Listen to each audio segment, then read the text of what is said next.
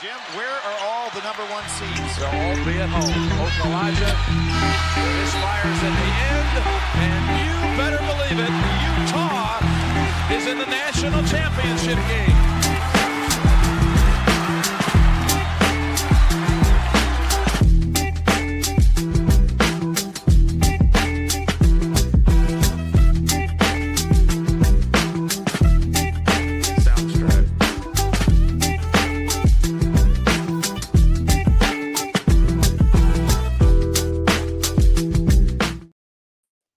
All right, hello everyone, and welcome back to Basketball in the Mountains. This is episode 26, talking college basketball today, despite recording this a couple days before releasing it, but we are back talking college basketball today.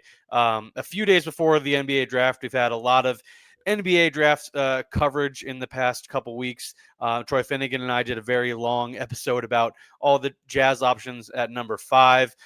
Went through each of our big boards. It kind of went through 9 different prospects the Jazz could consider at number 5. So a lot covered there. And then I had Tyler Rucker on from No Ceilings NBA to talk about the 3 guys from the Mountain Time Zone that will be picked in the upcoming draft, all likely near at the end of the lottery or in that kind of 10 to 20-ish range. And Carter Bryant from Arizona, Nick Clifford from Colorado State, and Yegor Demon from BYU. And then the other day we talked about the Suns at number 29 a little bit. Obviously, the headline of that episode was the Kevin Durant situation and early impressions with new head coach Jordan Ott. But Eric Ruby from PHNX joined to talk a little bit about the Suns, but we'll have plenty of coverage from the NBA draft in a couple days. I'm not sure if we're going to go do an episode right after the draft. Depends on kind of what the Jazz do at number 5. If they move up, kind of any moves that come. Jazz also have the number 21 pick as of now, so a lot to come for Utah on night 1, and then Phoenix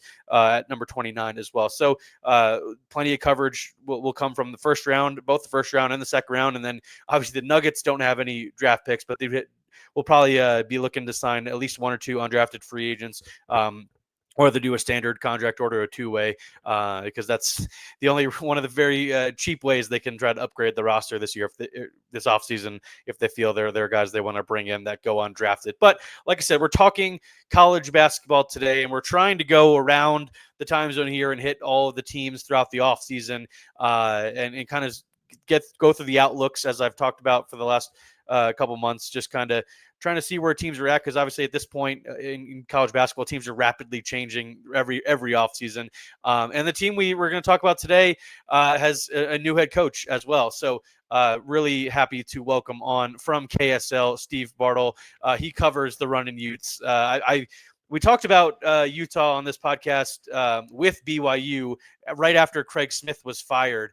Back in that would have been in early March. We're talking about BYU surging and Utah firing Craig Smith. So it's been a couple of months since then.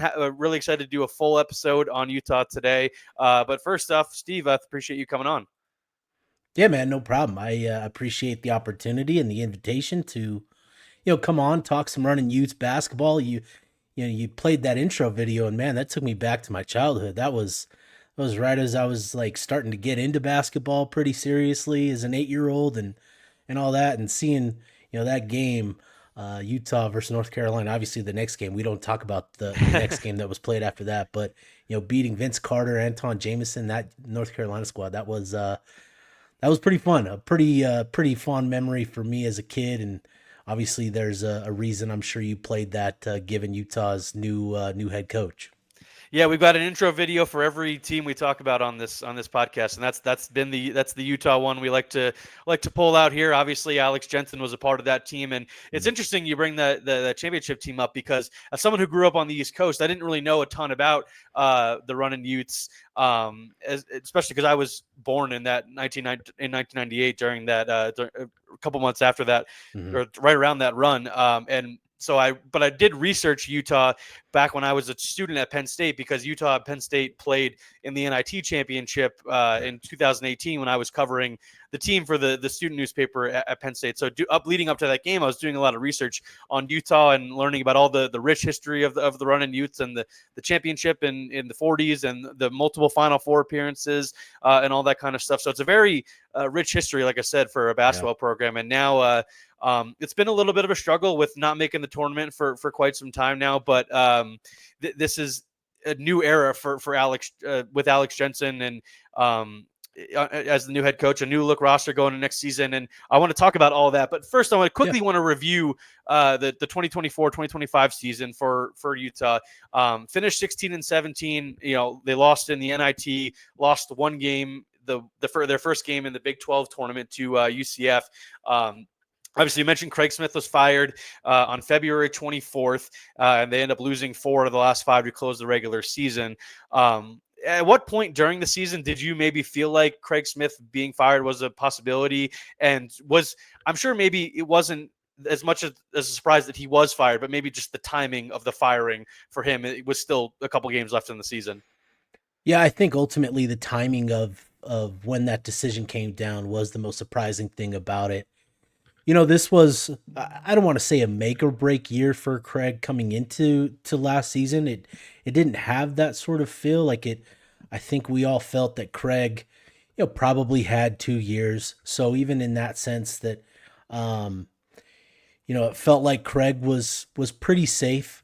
So there was a bit of a surprise, but as the season progressed, and especially, it really started to become a thing, after the non-conference schedule. It wasn't a super daunting slate, but there were 3 games in the non-conference game against Power 5 or, Power Conference opponents, St. Mary's, Iowa, and Mississippi State. And unfortunately, Utah went 0-3 in those games, and the last one coming against Iowa in December. And that's when things started to feel like, okay, maybe something, maybe Craig, if things don't turn around here, things could there could be a change on the horizon. And I think, from that point on, it felt like this could be a possibility, was Craig losing his job.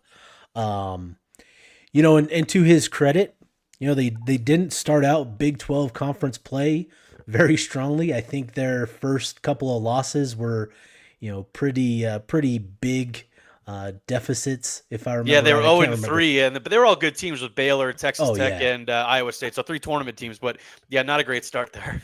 Yeah, it was a tough intro to Big 12 basketball where you've got Baylor, Texas Tech, and Iowa State, as your intro. Like, that was tough. And, Utah, to their credit, they learned some lessons in those games, and I think applied what they learned over the next couple weeks and got some nice wins. And, it came to a head against Kansas and Kansas State, where they surprised everybody by knocking off, those 2 programs in the Huntsman Center, which was a pretty unique experience. Basketball here at Utah, you mentioned the rich history, and there's a lot of pride in this program. And they also understand kind of the rich history of other programs in the country, right? Kansas, it's just one of the staples of college basketball. You can't talk college ball without talking Kansas at some point. Kansas State obviously has an equally, I shouldn't say equally, but almost as rich a tradition, almost. But still, those are 2 very proud programs, and to see both of those programs, in the Huntsman Center was a pretty unique opportunity, and for Craig to get those wins, you feel like, oh man, okay, things are starting to turn his way, and if he can finish strong with a couple wins, and put himself in position where he can maybe get to 20 wins on the season. Now you're in the conversation, you're on the bubble for the NCAA tournament. Unfortunately, the very next game was on the road at UCF, and Utah, lost that game, but it was more so just the same mistakes, same issues that plagued Utah all year continued to be an issue in that game. And so I think that was kind of the biggest frustration, was that, Utah could look so good, so competitive, so strong, in some games, but then just kind of tail off, and that lack of consistency and some of the lineup decisions and lack of improvement in certain areas ultimately were to Craig's demise here at Utah and ushered in, his firing and the new head coach with Alex Jensen. It was a pretty deep team for Utah last year. I think there were like 9 guys that played around 14 minutes or more per game. Did you feel like maybe it was just maybe a lack of star power? I mean, obviously Gabe Matson's was a very experienced player, great player in the Pac-12 for Utah, and was a decorated player for Utah during his career. But did you feel like they were lacking maybe that one star guy that kind of made everything else make sense? I mean, that was kind of the issue I noticed with Colorado, a team that I obviously cover very closely. Was that kind of the similar feeling for Utah, just missing that one central guy to make everybody else make sense a little bit more? Yeah, I think you're kind of on it there with the lack of star power. Gabe Matson was a really good player for Utah over the course of his career, and I think what we learned this past season was that he's better suited as a number 2 or a number 3 option, right? He needs somebody else to kind of be the guy, and Gabe was.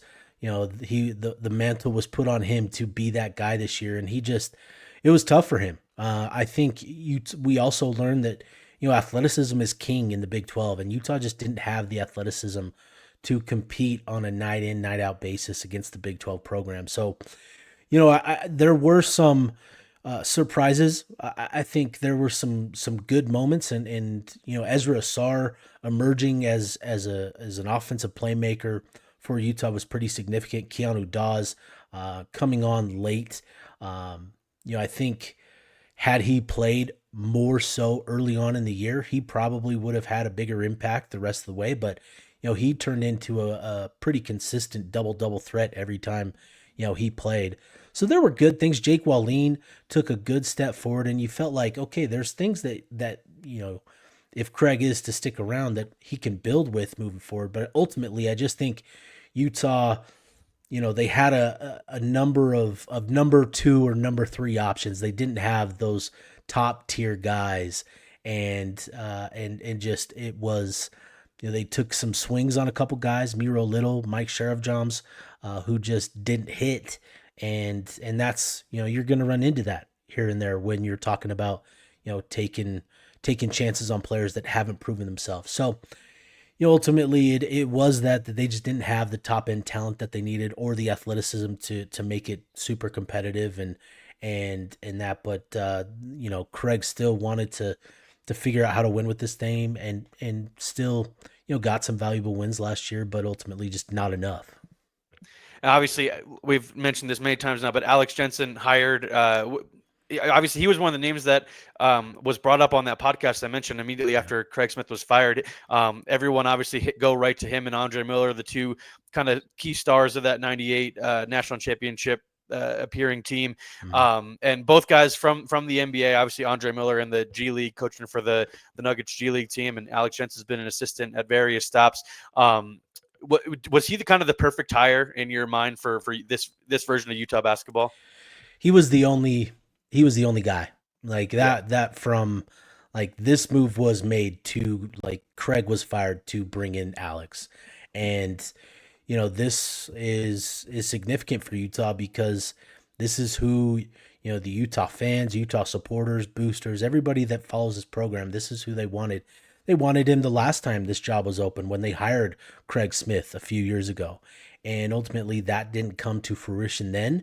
And so there was an opportunity where, conversations were being had between certain parties connected to Utah and Alex and obviously given his ties to the program, there's a lot of relationships there. So there's been, communication, and Utah knew that there was actual interest from Alex this time around. And I think the timing, he's talked about this a lot, the timing worked out well for him where he's now ready to come back to Utah and take on this role.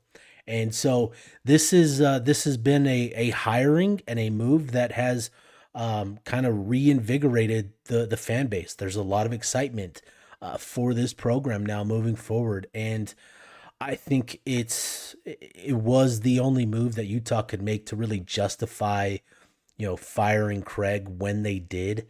That was a move that was met with criticism, right? When you fire Craig with 5 games left and that's just tough. And unfortunately, I think, um, the players, it sent a bad message to them, unfortunately.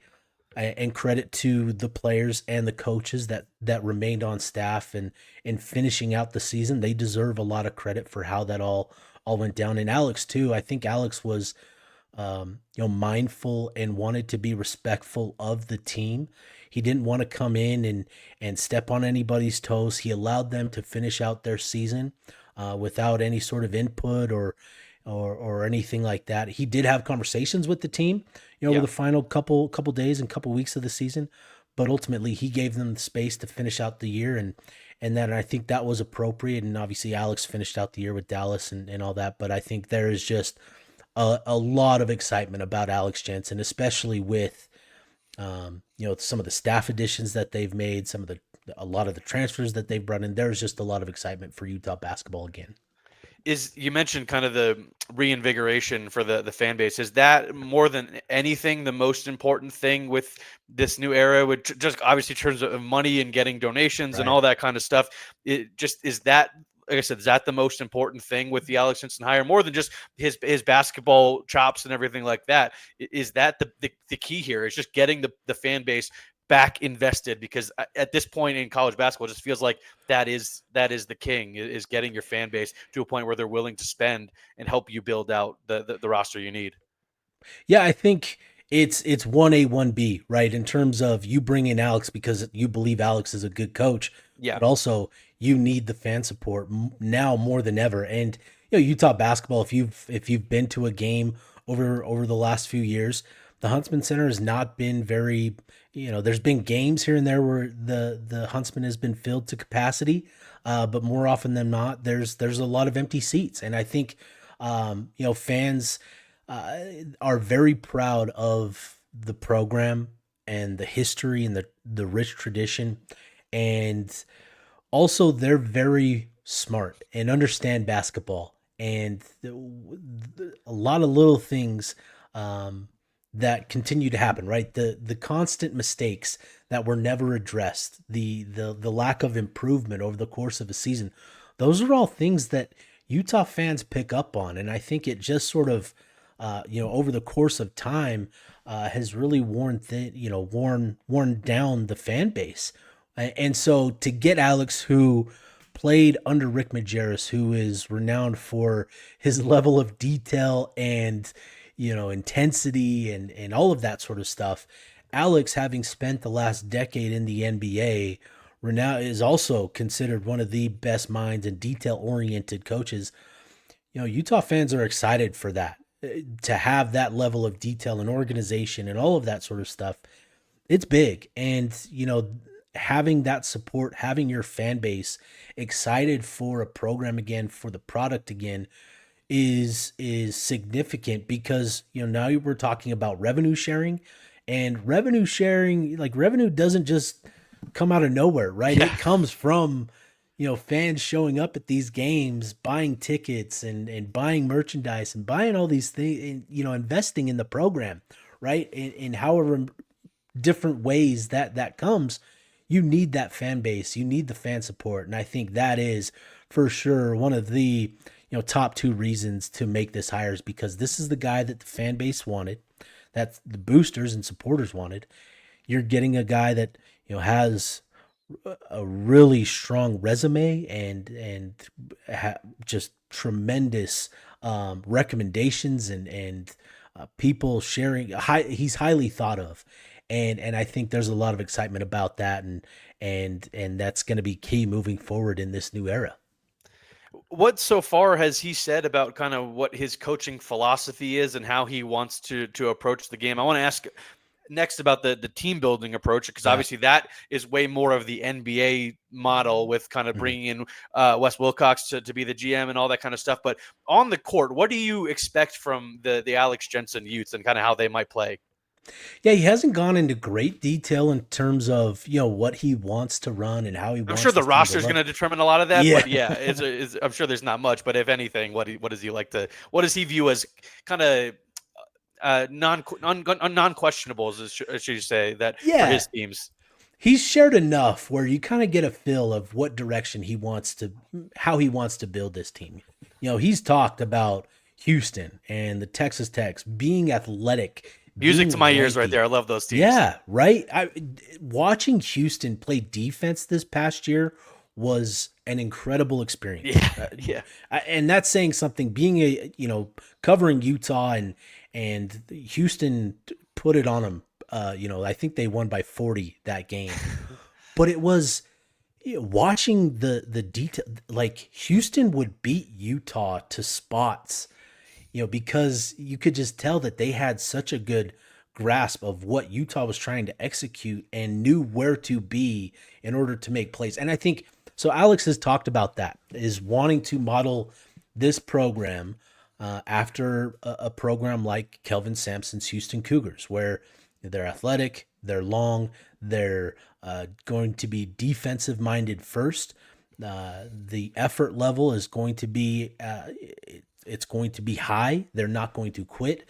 Those are things that he's talked about. This is going to be a team that is going to evolve. We're going to get a better feel of what it's going to look like offensively.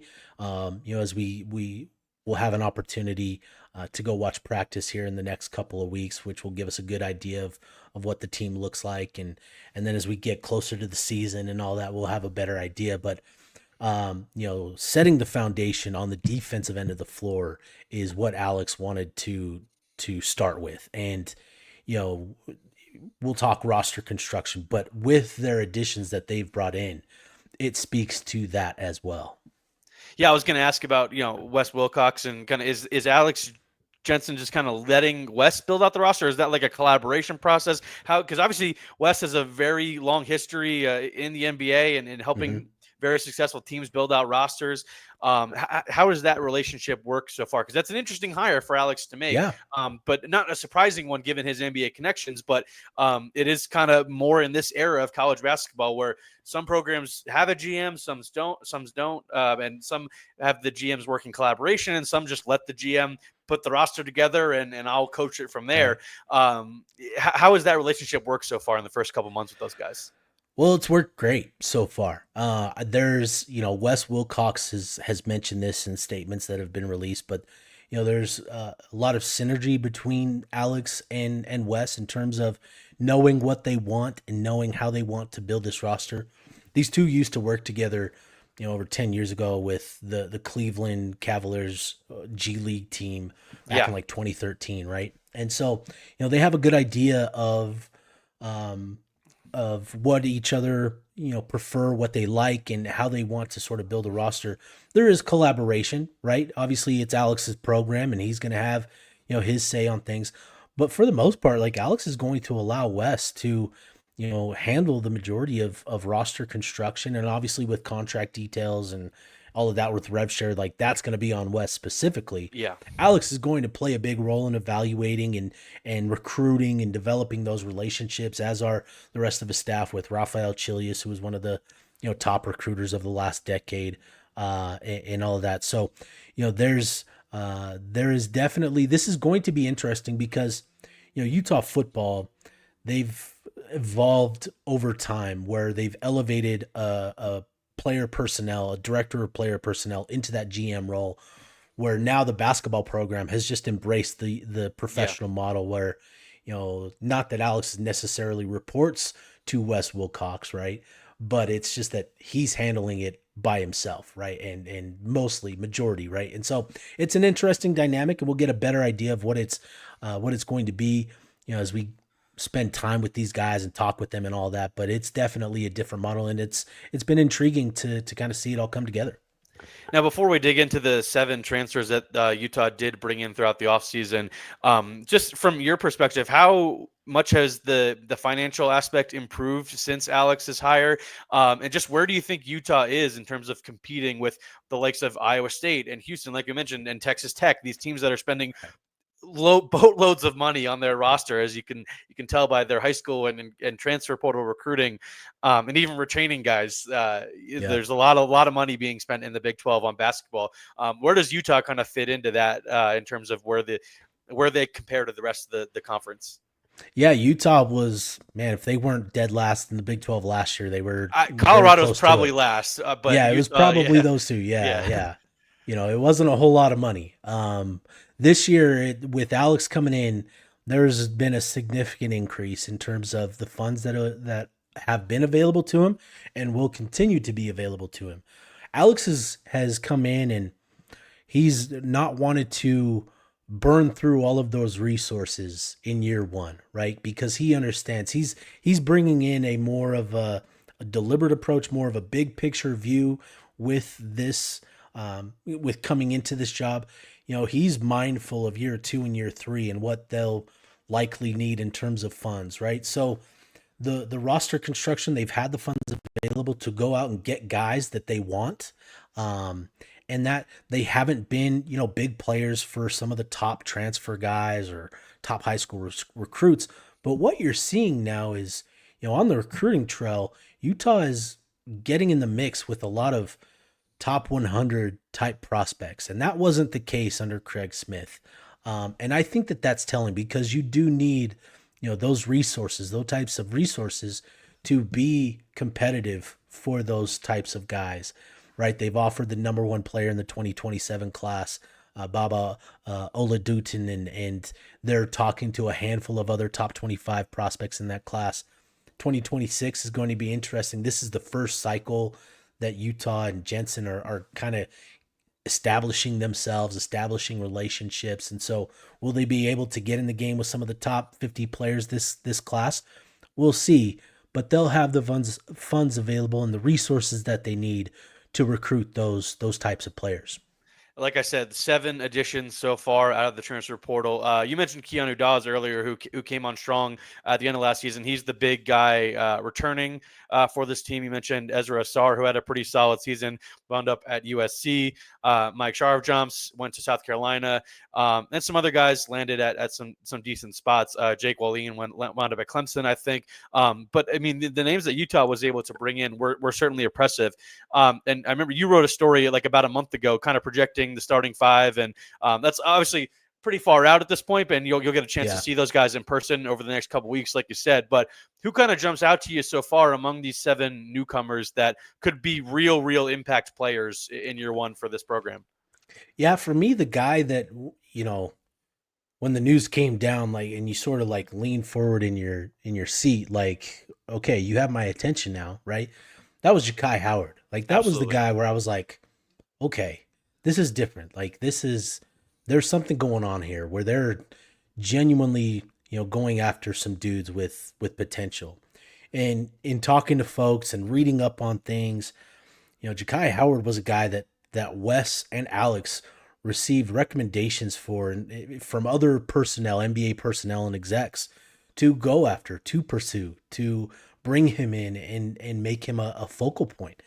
So, he's a guy that I'm super intrigued by. I think he averaged, I think, 4 points, minimal, opportunity on the floor for that Auburn team, which was loaded, obviously one of the top programs in the country last year. But he's got incredible athleticism. He's got a really good looking jump shot. Where's the ball skills and all that? That will determine a lot of like how he'll look next year. But I think he's a guy that excuse me. He's a guy that I think Utah is really excited about and want to kind of build around. Same with Elijah Chapa-Moore and a couple other guys. But Ja'Kai Howard, for me, that was the guy that really stood out to me as like, okay, this is different. Utah is really, honed in on this athleticism, defensive type, and bringing guys in that have immense potential. I think that's kind of the key too for Alex is bringing guys that they feel they can help develop over time, where they, there will be mistakes, there will be growing pains, but by the end of the year, these guys are going to look completely different than they did to start the year. So Ja'Kai Howard, that's the guy for me that really stood out. And there's been a couple others that we could talk about too, but Ja'Kai Howard, that was the guy for me that really stood out. Yeah, it's a nice blend of guys that maybe didn't have the best fit at a power program like Ja'Kai Howard, or didn't have that kind of role. Elijah Moore, guys like that, Sadir Traore from Iowa, and then there's guys that were at smaller programs that really kind of had great seasons last year that are looking to see if they can level up and have those their stats and their skill level translate to a much bigger conference like the Big 12, which behind the SEC was pretty clearly the second best conference in the country last season, at least in my opinion.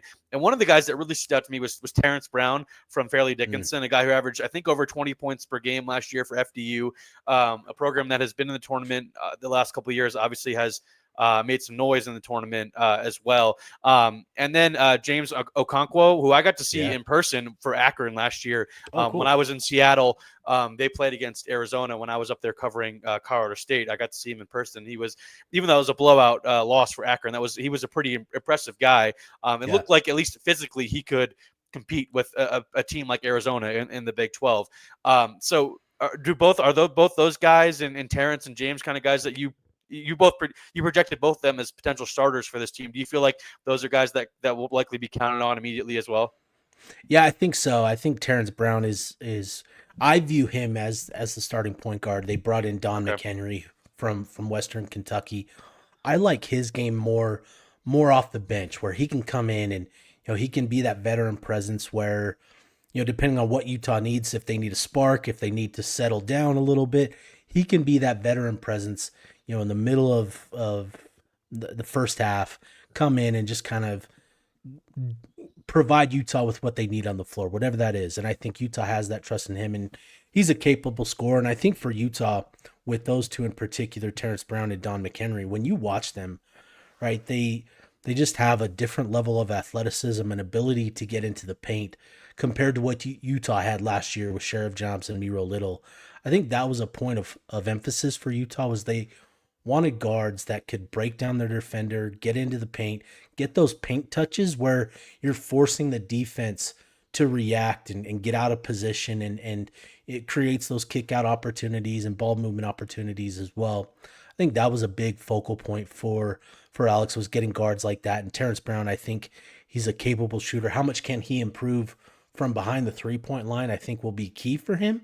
But you love his ability to get to the rim. You love his mentality, and McHenry, he's a good shooter. I think Utah's hoping for more of the 2023-2024 Don McHenry, where he's a little bit more efficient, shooting closer to 38-39% from deep, whatever it was, compared to the 31 this past year. But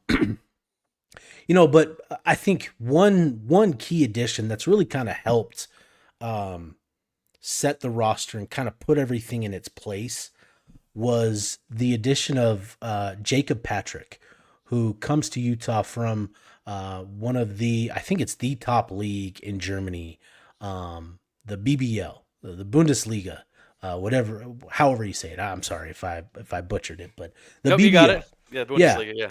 So, there's a number of top prospects that have come to the States this year, and a handful of them. It's been a big thing this offseason, yeah. All the European guys coming to play college hoops, yeah. Dude, it's been a really big thing this year, bigger than it has in the past, that's for sure. I think you're starting to see, some countries start to voice their displeasure with for sure, with the yeah. NCAA Your league's not too happy with it, for sure, yeah. Yeah, so it's been interesting. But Jacob Patrick, he is a guy that, when you were looking at this roster prior to his addition, you're like, okay, you've got a lot of athletes, but there's not a lot of shooting. There's not a lot of space. How is Utah going to get into the paint? Jacob Patrick is that type of shooter. He's a perfect off-ball shooter. When talking about that Houston comparison and modeling, the program after Houston, he's kind of that Emmanuel Sharp, where he's just got that gravity where if you give him that space, he'll pull it from deep and knock it down. So him coming from that league, there's a lot of optimism that he can come in and make an impact. How much of an impact, I don't know, but I peg him in that starting lineup with Brown and Ja'Kai Howard and Keanu Dawes and James Okonkwo. That's my starting five right now as of June 19th. All right, before we or as we wrap this up, I just wanted to get kind of your take on some realistic expectations for this program in year one for Alex Jensen. Obviously, haven't even really had a chance to see these guys on the court yet Right. but that'll be over the next couple weeks. Getting a good look at these guys as some workouts are getting underway across the country. But kind of what are you looking for this team as far as what they can do in year one and what would be considered a success? Because obviously this is kind of a long-term project with Alex Jensen, and the goal is to get back to the NCAA tournament and to be a team that is consistently in the NCAA tournament like Utah used to be. But in year one, what's kind of the ideal stepping stone toward becoming what Alex Jensen has envisioned for his program? Yeah, I think obviously year one is going to look different than the rest of his tenure. This is going to be all about establishing his brand. What does he want his brand of ball to be? What does he want his culture to represent, and the identity that they represent as well? And I think that's going to be the focal point of this year. Is establishing their process, right? And that's what you hear a lot of coaches talk about is the process and figuring that out. And I think for them, just establishing those things is going to be the most important thing for Jensen in year one. But I do think this team, I don't know, I'll say it's more talented than last year's team, but I think last year's team was also a little bit more obviously experienced and veteran laden, so they've been through some tough games. So there are going to be growing pains, but I do think this is a more talented team. I also think with the athleticism that it's better suited to compete in the Big 12 than last year's team as well. I think Utah is probably going to end up, in the bottom fourth of the conference when we talk about preseason predictions and all that, 12th, 13th, 14th, whatever, somewhere in there. I think if Utah can, exceed that, where you're fighting for the upper half, right, where you're getting to 10, you're getting to 9, 8, whatever it looks like in the conference standings, I think that'll be really big for Utah, where if you can get to that and you're kind of on the, not necessarily on the bubble, but you're in the conversation at points, I think that would be a big success. And I think with the schedule that they got, the trio of games on their schedule, they got Colorado, Arizona State, and BYU. Obviously, BYU is going to be one of the top programs this year. But Colorado, Arizona State, those are very 4 games where you could potentially win, 4 of them, 2 of them, 3. You may lose all of them. Who knows? But you feel like you've got a chance in all 4 of those games, home and away. And that's kind of a nice thing here with the schedule. So I think, obviously the non-conference still has to be finalized for Utah, and we'll get a better idea of what that'll look like here in the coming weeks. But I think just being in the conversation at points throughout the year, if you can get to that 10th, 9th spot, I think that would be a big time success for Alex and the Runnin Utes in year one. Yeah, the Big 12 going forward feels like a conference that's going to get at least 7, probably 8, 9, maybe 10 teams in the NCAA tournament every year. So if you're a top half team in the conference, you are competing for a tournament spot, and even 9th and 10th, like you said, depending on your resume, you could also be on the bubble there. So that's all very encouraging if Utah is able to get there. Like you said, Colorado, Arizona State, who they've got 4 games against, will probably be right around them in the projected standings for the season in that 12 to 16 range. But that's all I had for you today, Steve. I appreciate you coming on. I'm sure we'll have you back on in September and October as we get closer toward the season and we start previewing, really deep diving and previewing all the teams we have in the Mountain Time Zone. So we'll be sure to have you back on then. This was a fantastic episode today. Appreciate you coming on. Yeah, appreciate it, Tyler. Thanks for having me on, and I want to hear what your thoughts are on the Utah Jazz. What are they going to do at 5? What do you think? Well, see, I'm a big Trey Johnson guy. I have him number 3. I have him number 3 overall on my big board. I think I've said this on this podcast before. I think he's the number 3 or the 3rd best star bet in this class behind Cooper Flagg and Dylan Harper. So I'm a big Trey Johnson guy. I think I had VJ Edgecombe at 4 and Con Knipple at 5 on my big board. So I think Con Knipple would be my 2nd best option for the Jazz behind Trey, because I don't think VJ is going to fall past 4 at Charlotte even if Philly doesn't take him. As a former Sixers fan, I still kind of would like them to take Trey Johnson, but I think if Utah comes away with either Trey Johnson or Con Knipple, that's a really nice building block going forward. Don't draft Ace Bailey. I'm not an Ace Bailey guy. So, no. I don't know where he's trying to angle himself to with this weird draft process of not working out for anybody, but it should be interesting. We're going to be talking all about Utah in the coming days after they make it's a very, very big night for the franchise on Wednesday and then Thursday as well. Yeah. What For about you? sure. Who do you want? You're Trey Johnson Trey, guy? yeah. Give me Trey. Give me Con. Give me VJ. If he somehow it falls, like give me one of those three dudes, and I'm happy. Like The other that's guy I what it like is. is That's the Jeremiah move. Fears for Utah as well, because I Ooh, think he's yeah. there's a lot to work on with his game, but I like Yeah. the upside there, and I think Utah could be an interesting fit for him to kind of build that out. But I mean, you got Isaiah Collier, Colin Sexton. It's a Right. pretty crowded guard room, but Trey Johnson's my guy, so that would be my number one option for Amen. Utah. So there you Yep. go. Well, cool, All right. Tyler. Appreciate it, man. Yep. Thanks for coming on, Steve. That'll do it from today's episode of Basketball in the Mountains. Thanks again to Steve Bartle from KSL, talking all things Runnin Utes in the midst of a very interesting first offseason for new head coach Alex Jensen in Salt Lake City. So fantastic conversation today. Make sure to rate, review, subscribe, wherever you like to listen to your podcast, Spotify or Apple, or if you like to watch on YouTube as well, make sure to subscribe to my channel, leave a comment, like the video. All that stuff is super appreciated. And like I said, stay tuned later in the week as we actually talk about the NBA draft now. We've been talking about it in the lead up for multiple weeks now, with covering all the prospects from our area here and covering the teams and all their options with Utah and Phoenix. And now we're finally going to talk about it in the aftermath of the NBA draft on Wednesday night or Thursday afternoon. We'll see when I get back on here with a guest and break down what Utah and Phoenix did on Wednesday night in particular in that first round. So like I said, thanks everybody for watching, and enjoy the weekend of basketball.